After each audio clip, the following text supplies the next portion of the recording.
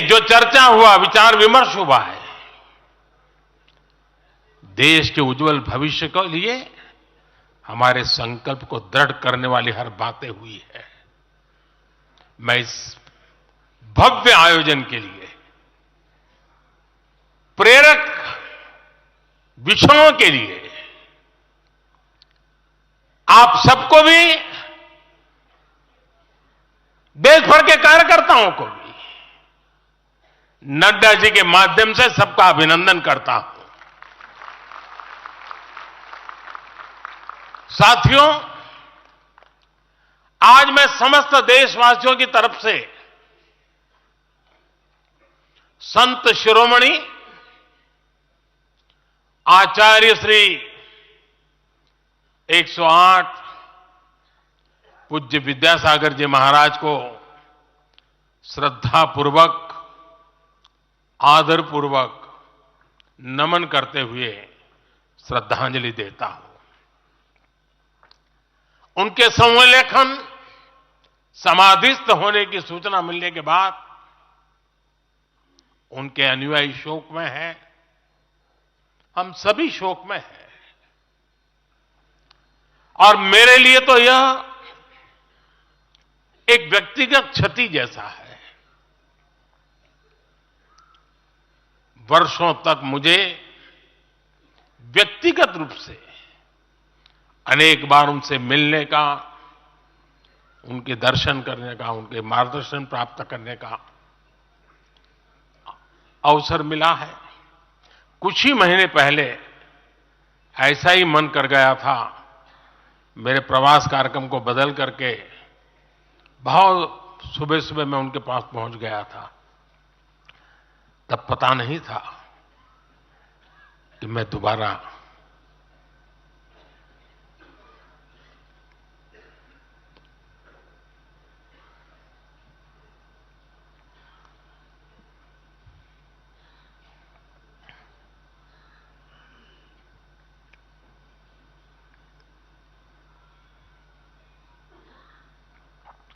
उनके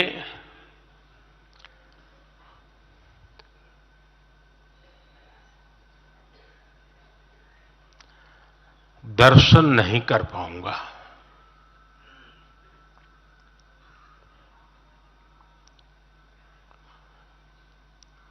ये मेरा सौभाग्य रहा है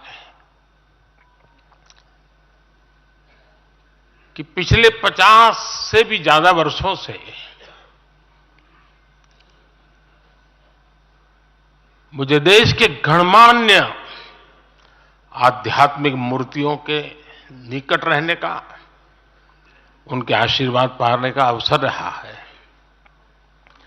और इसलिए मैं उस आध्यात्मिक जगत की उस शक्ति को भलीभांति जानता हूं, समझता हूं, अनुभव करता हूं।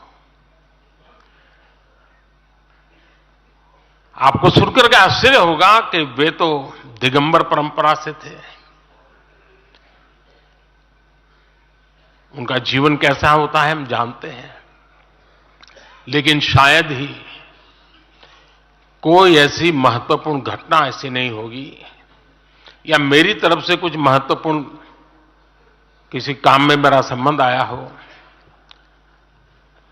24 घंटे के भीतर भीतर उसका एनालिसिस करके मुझे उनका संदेश आता था। यानी कितने जागरूक थे।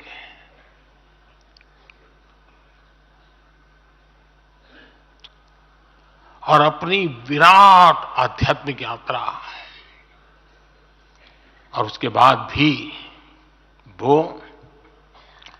हम सबको हमेशा प्रेरणा देते रहे हैं। जीवन भर उतनी सौम्यता के साथ उनका लोगों को मिलना, उन्होंने हमारे युवाओं को परंपराओं से जोड़ा, गरीबों तक शिक्षा और स्वास्थ्य की सुविधाएं पहुंचाई। उनका पूरा जीवन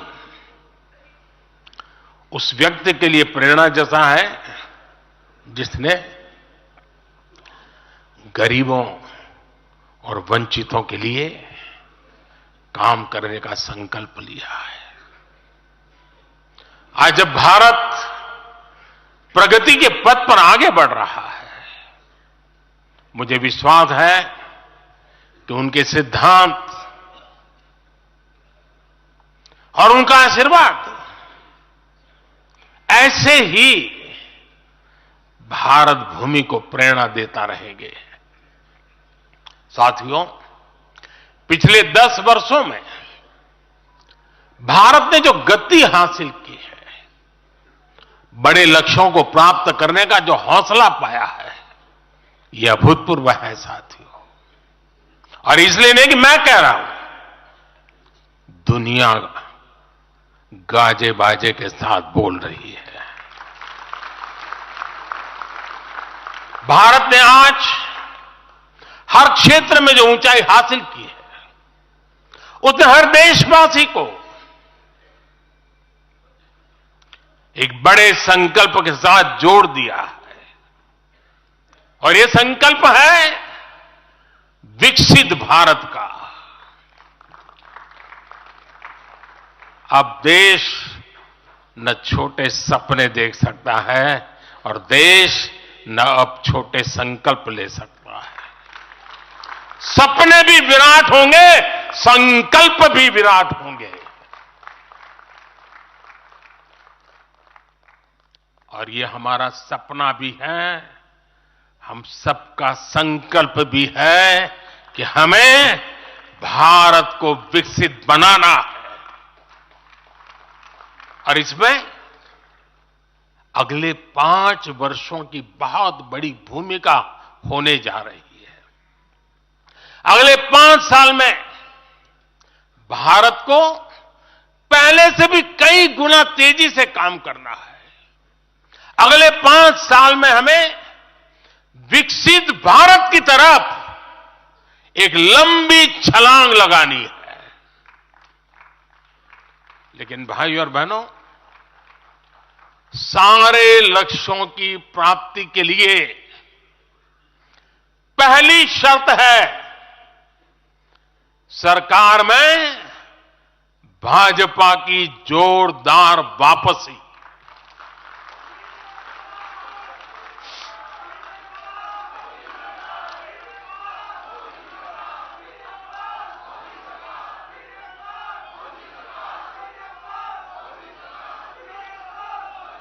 आज विपक्ष के नेता भी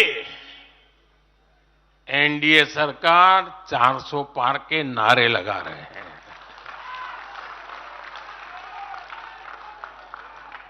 और एनडीए को 400 पार कराने के लिए भाजपा को 370 का माइलस्टोन पार करना ही होगा।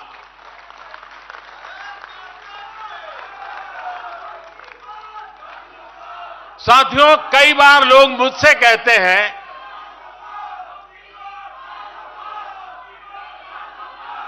मुझे कहते रहते कि अरे मोदी जी, आपने इतना तो सब कुछ कर लिया, जो बड़े बड़े संकल्प आपने लिए वो तो पूरे कर लिए, अब क्यों इतनी भागदौड़ करनी। साथियों, पूरा देश मानता है 10 साल का बेदाग कार्यकाल और 25 करोड़ लोगों को गरीबी से बाहर निकालना ये सामान्य उपलब्धि नहीं है।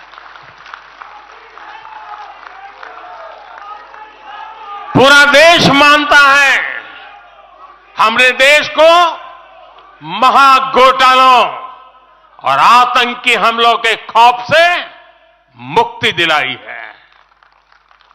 पूरा देश मानता है हमने गरीब और मिडिल क्लास का जीवन बेहतर करने का प्रयास किया है। लेकिन जो लोग सोचते हैं कि अब बहुत हो गया, ऐसा सोचने वालों को मैं एक पुरानी घटना जरूर बताना चाहूंगा। एक बार एक बहुत बड़े नेता मुझे मिले, मेरे प्रधानमंत्री पद के दूसरे कार्यकाल पे। बोले, मोदी जी, प्रधानमंत्री बनना बहुत बड़ी बात है। आप बन गए। आपने इतने दशकों का संगठन का भी काम कर लिया, मुख्यमंत्री के रूप में भी इतना लंबा समय रह चुके, प्रधानमंत्री में भी दोबारा आ गए। अब इतना काम पा लिया है, अब तो थोड़ा बैठो, आराम करो, बहुत कर लिया, ये उन्होंने मुझे कहा था। उनकी वो भावना राजनीति के पुराने अनुभवों से थी। लेकिन साथियों, हम राजनीति के लिए नहीं, राष्ट्र नीति के लिए निकले हैं।